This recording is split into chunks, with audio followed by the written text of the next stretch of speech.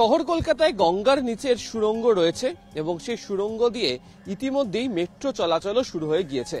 তবে শহর কলকাতাতে ফের গঙ্গার নিচে টানেল হতে চলেছে, একটি নয় দুটি সুড়ঙ্গ হতে চলেছে, যেখান দিয়ে এবার মেট্রো বা রেল নয়, ছুটবে বড় গাড়ি। শহর কলকাতা যানজট কমানোর জন্য কলকাতা বন্দর কর্তৃপক্ষ এটি কেন্দ্রীয় সরকারের কাছে প্রস্তাব রেখেছিল। সেই প্রস্তাবের ক্ষেত্রে অনুমোদন দিয়েছে কেন্দ্রীয় সরকার এবং সেই অনুমোদনের প্রেক্ষিতে কেন্দ্রীয় জাহাজ মন্ত্রক এবং কেন্দ্রীয় সড়ক পরিবহন মন্ত্রক যৌথভাবে তারা শহর কলকাতাতে গঙ্গার নিচে একটি টানেল তৈরি করতে চলেছে। যদিও এই টানেলটি দুটি অংশ হবে পাশাপাশি, যেখান দিয়ে গাড়ি যাতায়াত করবে কলকাতা থেকে হাওড়ার মধ্যে দিয়ে। যদিও এই ধরনের টানেল আমাদের বিশ্বে প্রথম এমনটা নয়। এই টানেলের কনসেপ্টটা নিয়ে আসা হচ্ছে বেলজিয়াম থেকে।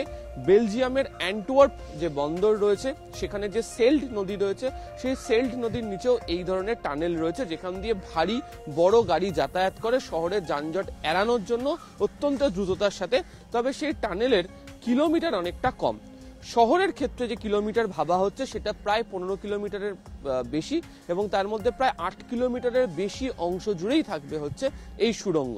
এই সুড়ঙ্গ শহর কলকাতার দুটি জায়গা থেকে শুরু হতে চলেছে। একটি হবে হচ্ছে জিঞ্জিরা বাজারের কাছ থেকে, অপর একটি এই সুড়ঙ্গতে ঢোকার বা বেরোনোর রাস্তা করা হবে হচ্ছে জিআরএসির কাছে এবং তারাতলার কাছে ওটা এক্সিট রুট ভাবনা চিন্তার মধ্যে রয়েছে।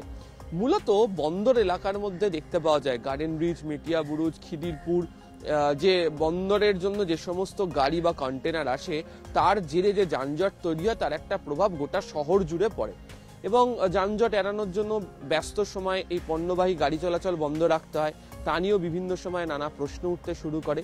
আবার এই ভারী গাড়ি চলাচলে করার জন্য যে সেতুগুলি, একদিকে দ্বিতীয় হুগলি সেতু, অন্যদিকে হচ্ছে আমরা যদি দেখি নিবেদিতা সেতু, এই সেতুগুলোর ওপর অত্যন্ত চাপ তৈরি হয় এবং তা নিয়েও একাধিকবার যারা স্ট্রাকচারাল ইঞ্জিনিয়াররা রয়েছেন তারা বিকল্প পথ তৈরি করার কথাও বলেন। প্রথমে ভাবা হয়েছিল রোডো সার্ভিস চালু করা হবে, তবে সেক্ষেত্রে দাঁড়িয়েও খুব একটা যে যানজট নিয়ন্ত্রণ হবে এমনটা নয়। ফলে এক্ষেত্রে এই টানেল বা সুড়ঙ্গের ওপরই ভরসা রাখতে চাইছে হচ্ছে কেন্দ্রীয় সরকার।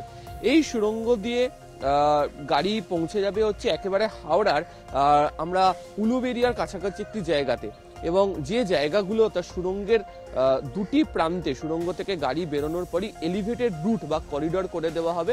ফলে সেখানেও কোনো যানজট হওয়ার মতো কোনো সুযোগ থাকছে না, একেবারে গাড়ি সেখানে সরাসরি পৌঁছে যাওয়ার মতো ব্যবস্থা করে দেওয়া হচ্ছে। এই গোটা প্রকল্পের জন্য খরচ হতে চলেছে প্রায় 11,000 কোটি টাকা। কেন্দ্রীয় সরকারের তরফ থেকে চূড়ান্ত অনুমোদন আসা বাকি।